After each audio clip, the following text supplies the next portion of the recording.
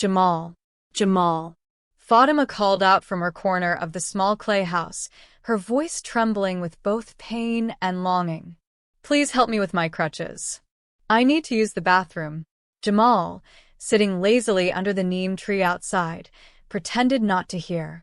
His headphones blasted loud music as he sipped from a bottle of cold water.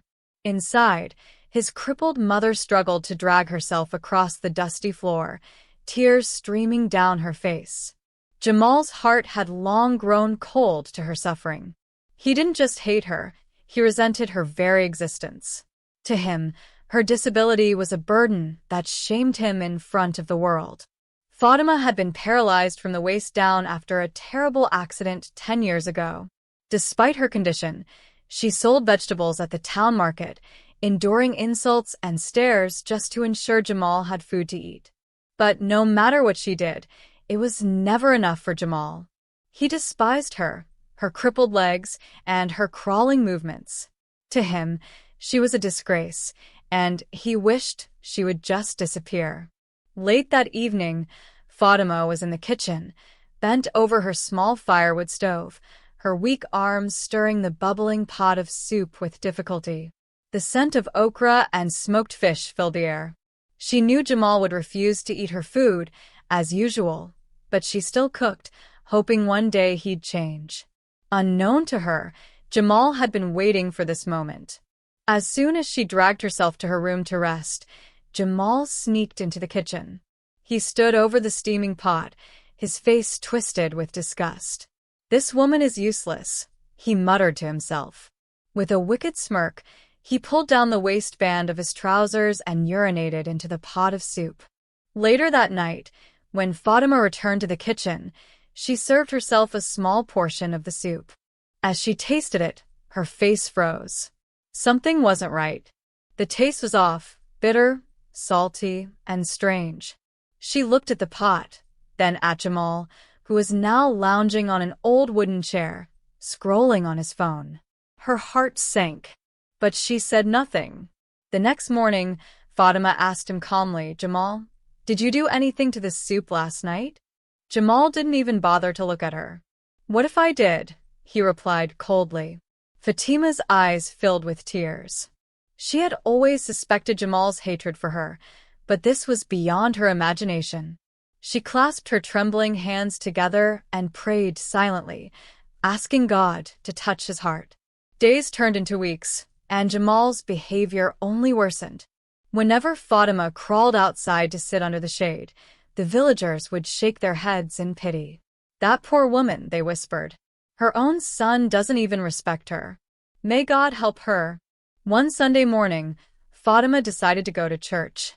She hadn't been in years because it was difficult for her to get there, but something in her spirit told her she needed to pray. She begged Jamal to help her get dressed and wheel her to the church. Jamal scoffed. "You want me to push you to church so people will laugh at me?" "Never," he shouted. Fatima didn't argue. Slowly, painfully, she crawled out of the house and began dragging herself down the dusty road. Neighbors stood in shock as they watched her inch her way toward the church, her face dripping with sweat and her hands caked with dirt. Jamal stood by the door, watching her with a smirk. At church, Fatima prayed fervently. She cried out to God, her voice shaking. "Father, I have tried. I don't know what else to do. Please touch my son's heart. Don't let him end up destroying his life."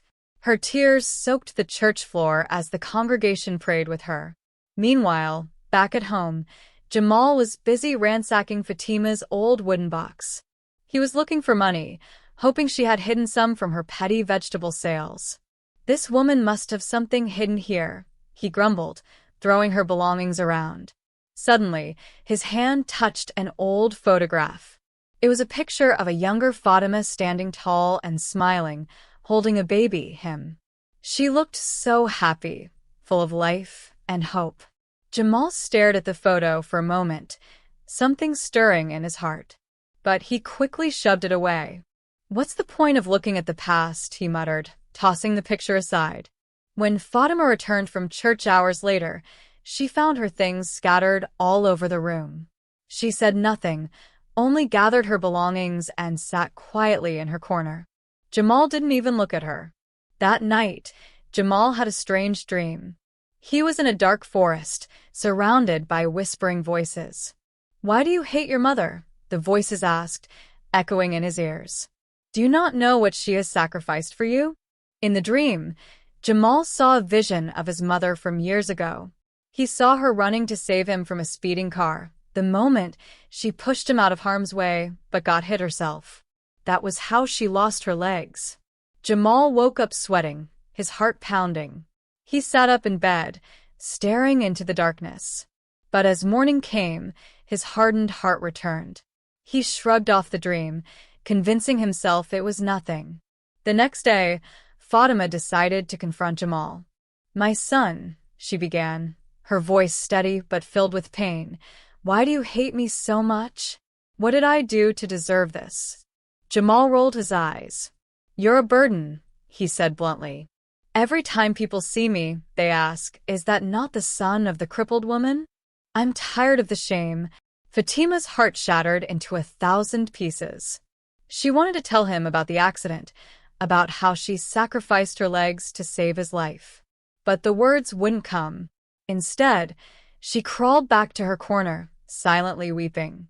That night, something unexpected happened. A loud knock came at the door. Jamal, annoyed, got up to open it. Standing there was a man dressed in white, his face glowing strangely in the moonlight. The man looked at Jamal and said, "You have despised the one who gave you life. Now you will face the truth." Before Jamal could respond, the man stepped inside and pointed at Fatima, who was trembling in her corner. "Tell him the truth," the man commanded. Fatima's lips quivered as she looked at Jamal. "The truth," she whispered. Jamal's heart began to race. "What truth?" he demanded. Fatima took a deep breath, tears glistening in her eyes. And then she spoke. Fatima swallowed hard, her hands clutching the edge of the mat she sat on. "The reason I can no longer walk, the reason I lost my legs, it was because of you, Jamal." Jamal's brows furrowed. "What nonsense are you saying?" he asked coldly. Fatima's voice broke as she continued. 10 years ago, we were walking back from the market. You were just a little boy holding my hand. You loved playing in the streets, always running ahead of me. That day, a car came speeding toward us. I shouted for you to stop, but you didn't listen. I ran after you, Jamal. I threw myself in front of that car to push you out of the way. I didn't think twice about it. I only wanted to save you, and I did." Jamal's arms dropped to his sides as her words sank in. Fatima lifted the worn-out fabric covering her legs, revealing the deep scars that ran along them, a haunting reminder of the accident. "This is why I can no longer walk. This is why I crawl. I sacrificed my legs for you, Jamal. If I could go back, I'd do it again, no matter how much you hate me now." The room was silent except for Fatima's quiet sobs. The man in white, who had been standing silently in the corner, took a step forward. His piercing eyes bored into Jamal's. "Now you know the truth," the man said, his voice echoing in the small room. "What will you do with it?"